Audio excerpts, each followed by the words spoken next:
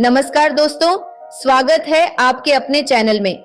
आज हम बात करेंगे एक बहुत ही महत्वपूर्ण और विवादित विषय पर, क्यों भारत को संयुक्त राष्ट्र सुरक्षा परिषद यूएनएससी में वीटो पावर मिलनी चाहिए। वर्तमान समय में भारत दुनिया की तीसरी सबसे बड़ी अर्थव्यवस्था और जनसंख्या वाला देश बनने के कगार पर है। फिर भी क्या वजह है कि भारत को यूएनएससी में वो स्थायी स्थान नहीं मिल पाया है जिसका वह हकदार है। आइए इस वीडियो में समझते हैं वो कारण जिनकी वजह से भारत को वीटो पावर मिलनी चाहिए। भारत दुनिया का एक ऐसा देश है जो अपने विकास और ताकत से निरंतर आगे बढ़ रहा है। आज भारत की वैश्विक स्तर पर जो पहचान है वह किसी से छिपी नहीं है। दुनिया की 5वीं सबसे बड़ी अर्थव्यवस्था और दूसरी सबसे बड़ी जनसंख्या होने के बावजूद भारत यूएनएससी में स्थायी सदस्यता के बिना है। भारत का अंतरराष्ट्रीय मामलों में महत्वपूर्ण योगदान है, चाहे वो शांति अभियानों की बात हो या वैश्विक संगठनों में नेतृत्व करने की। ऐसे में सवाल उठता है कि क्या भारत जैसे विशाल और प्रभावशाली देश को वीटो पावर का अधिकार नहीं मिलना चाहिए। भारत का संयुक्त राष्ट्र के शांति अभियानों में सबसे बड़ा योगदान है। आजादी के बाद से ही भारत ने कई देशों में शांति स्थापित करने के लिए अपने सैनिक भेजे हैं। भारत ने लगभग 50 से अधिक शांति अभियानों में भाग लिया है और 2 लाख से अधिक भारतीय सैनिक इन अभियानों का हिस्सा रहे हैं। इतने बड़े योगदान के बावजूद भारत को यूएनएससी में स्थायी सदस्यता और वीटो पावर नहीं मिल पाना न सिर्फ एक अनदेखी है बल्कि एक बहुत बड़ा अन्याय भी है। भारत की अर्थव्यवस्था पिछले कुछ दशकों में बेहद तेजी से बढ़ी है। भारत आज विश्व की 5वीं सबसे बड़ी अर्थव्यवस्था है और आने वाले कुछ सालों में तीसरी सबसे बड़ी अर्थव्यवस्था बनने की ओर अग्रसर है। इसके अलावा भारत की राजनीतिक स्थिरता और लोकतांत्रिक प्रणाली भी इसे वैश्विक स्तर पर एक आदर्श बनाती है। दुनिया के कई देश भारत के साथ मजबूत आर्थिक और राजनीतिक संबंध बनाना चाहते हैं। यह भारत की बढ़ती ताकत और महत्व को दर्शाता है, जो इसे यूएनएससी में वीटो पावर के योग्य बनाता है। भारत दुनिया की सबसे बड़ी लोकतांत्रिक देश है और कुछ ही समय में यह चीन को पीछे छोड़ते हुए दुनिया की सबसे बड़ी जनसंख्या वाला देश बन जाएगा।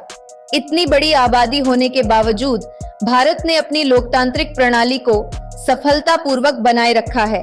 संयुक्त राष्ट्र के मंच पर ऐसे बड़े लोकतंत्र की अनदेखी करना वैश्विक स्तर पर असंतुलन पैदा कर सकता है।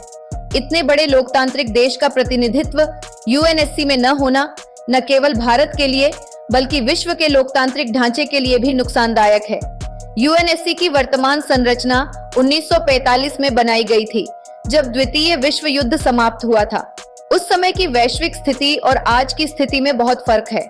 दुनिया बदल चुकी है, नए देश शक्तिशाली बन चुके हैं, लेकिन यूएनएससी की संरचना वैसी की वैसी है।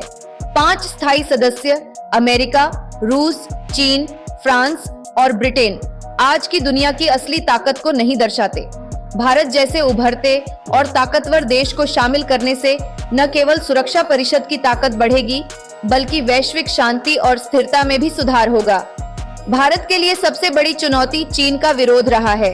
चीन, जो खुद यूएनएससी का स्थायी सदस्य है, लगातार भारत के इस कदम का विरोध करता रहा है।